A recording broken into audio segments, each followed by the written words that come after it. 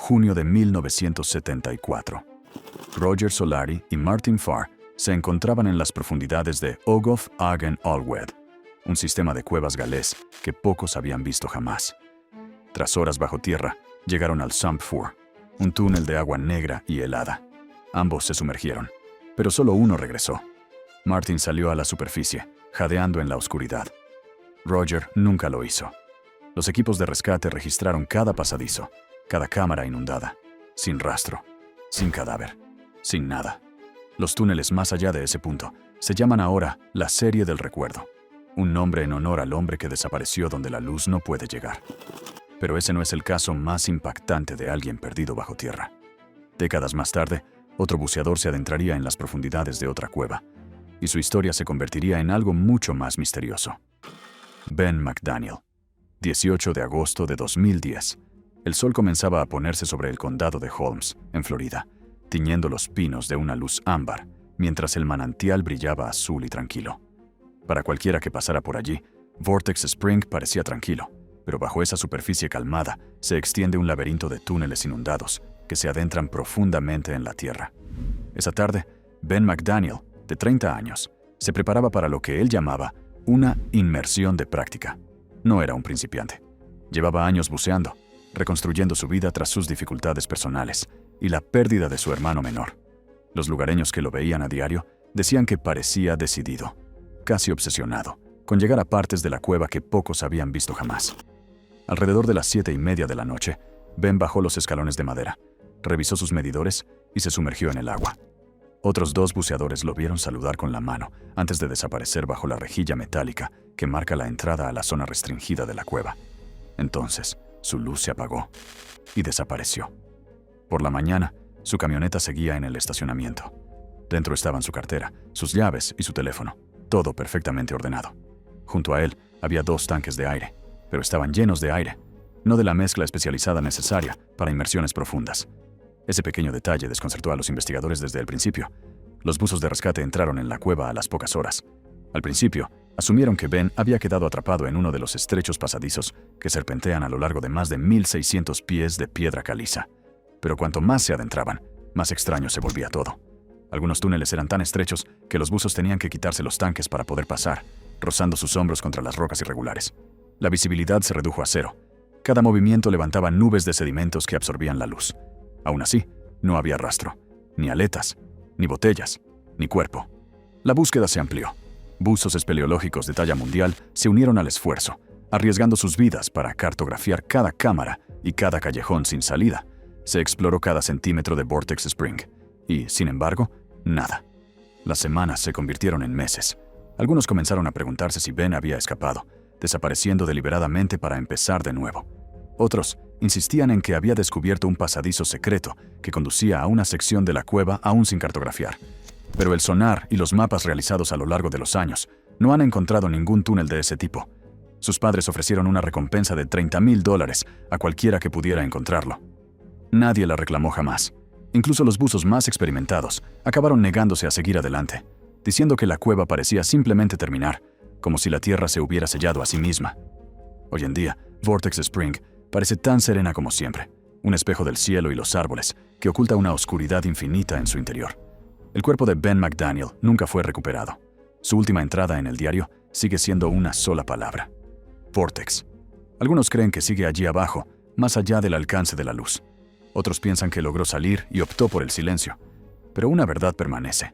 Nadie sabe realmente lo que hay dentro de esa cueva. Y a veces es mejor no averiguarlo.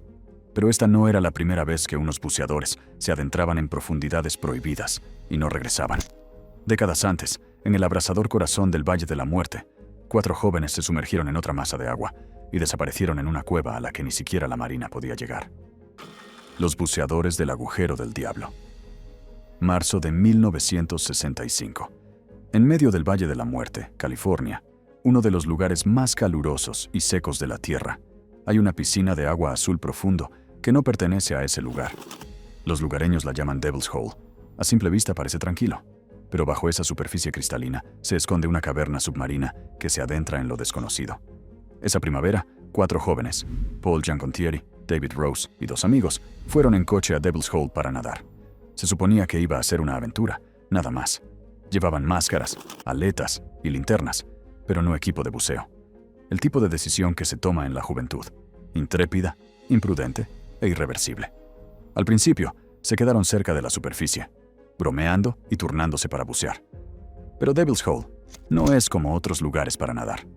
Es una fisura geotérmica, una grieta vertical en la roca del desierto que desciende cientos de metros. El agua es cálida, densa y oscura, con estrechos túneles que conducen a la oscuridad. Después de unas cuantas inmersiones, 2 de los jóvenes salieron a descansar sobre las rocas, mientras que Giancontieri y Rose nadaron hacia un túnel lateral, solo para ver hasta dónde llegaba. Desaparecieron en la oscuridad. Pasaron los minutos. Luego, 1 hora. Nunca volvieron a salir a la superficie. Al principio, sus amigos los buscaron, pensando que habían salido a la superficie en otro lugar. Pero al caer la noche, el desierto se había quedado en silencio y el miedo comenzó a apoderarse de ellos. Los equipos de rescate llegaron antes del amanecer. Cuando los buzos se sumergieron en el agua, se quedaron atónitos al ver lo rápido que se hacía la oscuridad total. No había paredes claras, solo un vacío de agua negra que se extendía hacia abajo. Se llamó a buzos de la Marina, que trajeron equipo especializado y formación. Descendieron casi 300 pies, luchando contra corrientes peligrosas y visibilidad nula. No encontraron cadáveres, ni ropa, ni equipo, solo el sonido interminable de su propia respiración. Un buzo describió la sensación como ser tragado por la tierra. Informó de una corriente repentina y poderosa en las profundidades que lo empujaba hacia abajo. Algo vivo en el agua que se movía a través de cámaras invisibles. Apenas logró escapar. Tras múltiples intentos fallidos de rescate, se suspendió la búsqueda. Las familias nunca pudieron cerrar el capítulo. Las autoridades finalmente vallaron la zona y la cerraron al público. Años más tarde, los científicos confirmaron lo que muchos ya temían. Devil's Hole no es una cueva que termine. Es una puerta de entrada a una vasta red de cámaras de piedra, caliza, llenas de agua, que se extienden en las profundidades del Valle de la Muerte. ¿A qué profundidad? Nadie lo sabe. Hoy en día, está protegida por ley y es el hogar del pez más raro de la Tierra, el Devil's Hole Pupfish, una criatura que de alguna manera prospera donde los humanos desaparecen. El agua permanece cálida y tranquila, pero los lugareños dicen que, si te acercas lo suficiente, puedes oír un leve zumbido bajo la superficie, como si el propio desierto estuviera respirando. Y a miles de kilómetros de distancia, en la brumosa campiña del norte de Inglaterra, se estaba produciendo otra desaparición, no en el calor del desierto, sino en los túneles inundados de una cueva que se llena de lluvia y nunca la deja salir. Brian Andrew Kerr, agosto de 1957. En la tranquila campiña de Yorkshire, Inglaterra, un estudiante de 20 años llamado Brian Andrew Kerr preparó su equipo de acampada y dijo a sus padres que volvería en unos días. No era imprudente, no buscaba el peligro. Simplemente quería pasar el fin de semana explorando uno de los sistemas de cuevas más misteriosos de Gran Bretaña, Goyden Pot. La cueva se encuentra bajo los páramos cercanos al pueblo de Lofthouse, un lugar de valles estrechos, ríos fríos y tormentas repentinas. En verano, Goyden Pot parece inofensiva, una entrada seca y rocosa que conduce a hermosas cámaras esculpidas por el tiempo. Pero cuando llegan las lluvias, toda la cueva se transforma en una trampa. Los túneles se llenan en cuestión de minutos, inundándose desde todas las direcciones. Brian montó su campamento dentro de una de las cámaras secas, justo detrás de la entrada principal. Era conocido por ser cuidadoso y metódico, el tipo de persona que tomaba notas y marcaba sus rutas. Tenía comida, mantas y una pequeña lámpara de gas. Según todos los indicios, estaba preparado para pasar la noche. 2 días después, al no regresar a casa, un equipo de búsqueda entró en la cueva. Encontraron sus pertenencias exactamente donde las había dejado. Su saco de dormir estaba cuidadosamente enrollado. Sus latas de comida, a medio comer. Su linterna estaba colocada en posición vertical junto a su mochila, como si se hubiera alejado un momento. Pero no había ni rastro de Brian. No había huellas. No había señales de lucha. No había rastro de salida. Al principio, los rescatistas creyeron que simplemente se había adentrado más en el sistema y se había perdido. Pero cuando empezó a llover, la situación se volvió crítica. En cuestión de horas, las cámaras inferiores de la cueva se llenaron de agua. El equipo de rescate se vio obligado a retirarse. Por la mañana, toda la entrada estaba sumergida. Goyden Pot se había convertido en un rugiente río subterráneo. Cuando las inundaciones finalmente remitieron, los buzos volvieron a entrar. Esperaban encontrar escombros, ropa, algo. Pero la cueva estaba limpia, casi demasiado limpia. Las autoridades realizaron experimentos para comprender qué podía haber sucedido. Se colocaron maniquíes lastrados y marcadores de madera en los túneles inundados. Todos ellos desaparecieron, arrastrados por canales sumergidos que se ramificaban desde el pasaje principal y nunca volvieron a aparecer. Era la prueba de lo que los lugareños sospechaban desde hacía tiempo. Coeden Pot no es solo una cueva. Es parte de un vasto sistema interconectado de vías fluviales subterráneas que se extienden por kilómetros, retorciéndose, colapsando y reformándose en la oscuridad total. Una sola riada repentina puede convertirlo en una red de trampas submarinas, capaces de ocultar a una persona para siempre. Algunos creían que Kerr se ahogó cuando llegaron las lluvias y que su cuerpo fue arrastrado a uno de esos túneles laterales inaccesibles. Otros piensan que pudo haber ido a explorar cámaras más profundas antes de que subiera el agua y que le pilló desprevenido una repentina crecida. Pero hay un detalle que nadie puede explicar. ¿Por qué todas sus pertenencias se encontraron secas, intactas y perfectamente ordenadas? Como si tuviera toda la intención de volver. La investigación oficial terminó discretamente. Su familia mantuvo la esperanza durante años, pero nunca se encontró ningún rastro, ni entonces ni ahora. Ni huesos, ni ropa, ni siquiera un fragmento arrastrado por inundaciones posteriores. Hoy en día, Coeden Pot sigue siendo hermoso y engañoso. El mismo estrecho paso donde acampó Brian Kerr sigue inundándose cuando llueve, ocultando el silencio bajo toneladas de agua torrencial. Y quienes conocen la historia dicen que cuando el río crece y el viento sopla por el valle, suena como si alguien llamara desde el subsuelo. 12 años después, y al otro lado del mundo, otra desaparición se haría eco de la suya. Un hombre que se alejó del campamento en una fría mañana de Tasmania, y nunca más se le volvió a ver. John Patrick Boyle. Febrero de 1969. En las salvajes y brumosas montañas del sur de Tasmania, un hombre de 26 años llamado John Patrick Boyle se embarcó en lo que se suponía que iba a ser una sencilla excursión de espeleología y senderismo. Formaba parte de una pequeña expedición que exploraba las laderas del Monte Ann, una región famosa por sus picos escarpados, su niebla repentina y su laberinto de cavernas de piedra caliza ocultas. Boyle estaba en buena forma, tenía experiencia y estaba familiarizado con los terrenos accidentados. El grupo había acampado cerca de la meseta kárstica, un paisaje plagado de sumideros, pozos verticales y estrechas fisuras ocultas bajo el musgo y la tierra. Para el ojo inexperto, el suelo parece sólido, pero, en realidad, es hueco, una frágil capa que cubre la oscuridad. La mañana del 19 de febrero, el tiempo se volvió frío y húmedo. El equipo estaba recogiendo el campamento cuando Boyle mencionó que había olvidado su jersey a poca distancia, en el sendero. Se alejó solo para recuperarlo. Nadie le dio importancia. Pasaron los minutos. Luego, una hora. Como no regresaba, el grupo comenzó a llamarlo, primero con indiferencia, luego con pánico. No hubo respuesta. Sus huellas seguían el camino durante unos 50 metros, y luego se detuvieron. No había señales de caída, no había ramas rotas, simplemente nada. Al caer la tarde, los equipos de rescate ya estaban en el lugar. La policía, rastreadores y espeleólogos locales se unieron a la búsqueda. Los helicópteros sobrevolaban las laderas del Monte Ann, rastreando las crestas y los barrancos. Los equipos se desplegaron por el karst, explorando cada depresión y cada agujero que encontraban. Pero la montaña no dio ninguna pista. Durante los días siguientes, la búsqueda se amplió. Los espeleólogos se adentraron en sumideros cercanos y pozos verticales conocidos, algunos de ellos descendiendo más de 30 metros en vacíos negros. Encontraron huesos de animales, aire frío que ascendía y un sinfín de estrechos túneles que se extendían en todas direcciones, pero nada humano. Los expertos que estudiaron el paisaje kárstico sugirieron más tarde lo que podría haber ocurrido. Es posible que Boyle pisara un terreno que ocultaba un pozo vertical, una abertura profunda y estrecha disimulada por la vegetación y la tierra suelta. Para cualquiera que caminara sobre él, parecería sólido, hasta que dejó de serlo. Un solo paso y la tierra cede. Cayó en la oscuridad y el agujero se cerró detrás de él. Nunca se ha encontrado ningún rastro de John Patrick Boyle, ni equipo, ni ropa, ni siquiera un fragmento de cuerda o bota. Durante meses, la búsqueda continuó, hasta que el clima de la montaña hizo imposible continuar. Hoy en día, el Monte Ann se alza silencioso sobre la naturaleza salvaje de Tasmania, con su cima envuelta en nubes. Las mismas laderas donde Boyle desapareció siguen siendo inestables, marcadas por aberturas ocultas que nadie se atreve a cruzar. Y para los lugareños, su historia es más que una simple advertencia. Es un recordatorio de que las montañas de Tasmania están vivas bajo la superficie.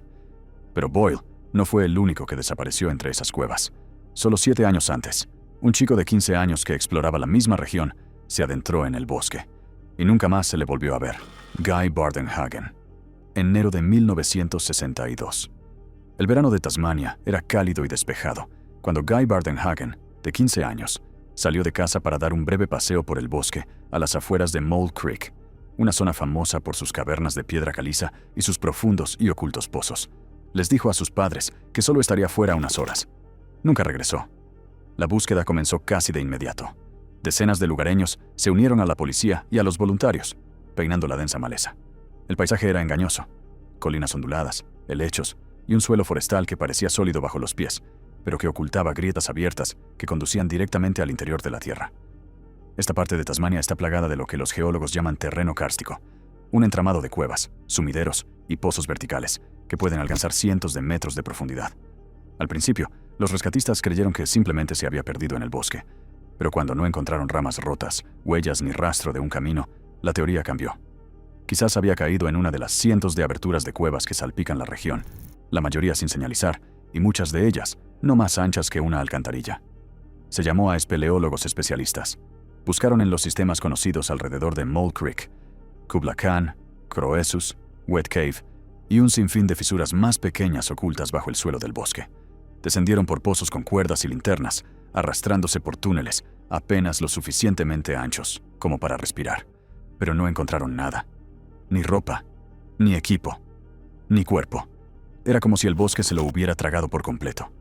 Durante las semanas siguientes, la búsqueda se amplió a las granjas, ríos y cordilleras cercanas. Los helicópteros rastreaban desde arriba, mientras los equipos terrestres revisaban cada sumidero que podían localizar. Pero en las zonas kársticas, la mayoría de las aberturas son invisibles hasta que te encuentras justo encima de ellas. Y algunas, una vez que se entra en ellas, nunca dejan salir nada. Meses más tarde, se cerró la investigación oficial. El informe del forense indicaba como causa desaparición presuntamente accidental. Pero incluso por escrito, la conclusión era endeble. Nada en el caso tenía sentido. No había señales de ataque animal, ni pruebas de que hubiera huido, y la zona era demasiado remota como para que se pudiera sospechar de un acto delictivo. Los lugareños aún cuentan historias sobre aquel verano, sobre un equipo de búsqueda que encontró un pozo sin marcar del que salía aire frío, o el débil eco de agua goteando en las profundidades del subsuelo. Nadie confirmó nunca que estuviera relacionado con la desaparición de Guy, pero la idea persistió, que en algún lugar bajo el bosque, su cuerpo aún yace en una cámara de piedra y silencio sin cartografiar. Hoy en día, la zona sigue siendo uno de los sistemas kársticos más complejos de la Tierra, un laberinto que sigue revelando nuevas cuevas cada década. Muchas de ellas tienen una caída vertical de cientos de metros, con entradas ocultas por helechos y raíces. Es fácil imaginar cómo alguien podría desaparecer aquí, sin dejar rastro, en un solo paso. Y más de 50 años después, otro hombre desaparecería en el desierto, esta vez en el suroeste de Estados Unidos, persiguiendo una cueva que, según él, no se parecía a ninguna otra que hubiera visto antes. Una cueva que hacía vibrar su cuerpo con solo estar cerca de ella. Kenny Veach, noviembre de 2014. Kenny Veach, de 57 años, aparcó su coche en el borde de las montañas Sheep, justo al norte de Las Vegas. Estaba solo, llevaba una pequeña mochila, una cámara y una pistola. Su objetivo era sencillo y extraño. Quería encontrar una cueva que había descubierto meses antes. La llamó M-Cave. Según Kenny, la entrada tenía forma de letra M, estrecha en la parte superior y ancha en la base. Y había algo en ella que hacía que todo su cuerpo vibrara cuando se acercaba.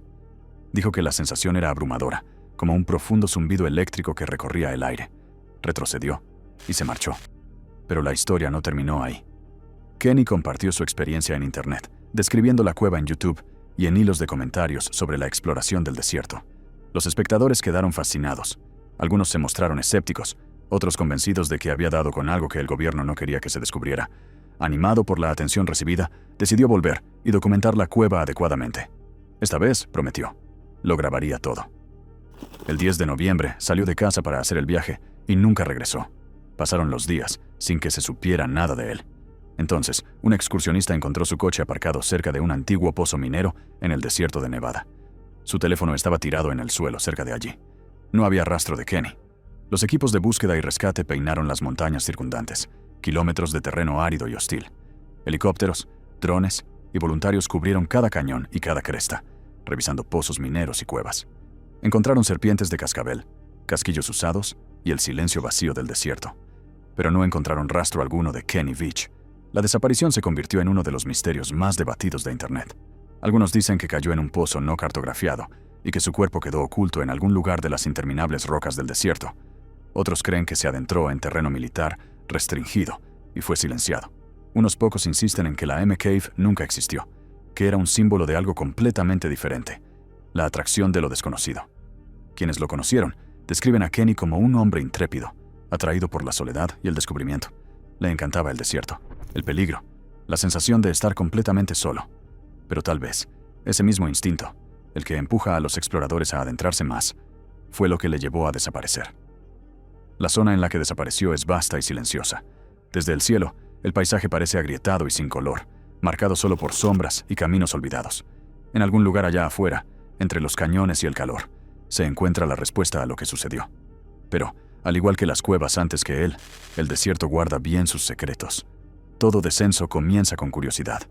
Cada desaparición termina con silencio, y en algún lugar entre ambos, la tierra decide quién regresa. Esto fue Misterios Revelados.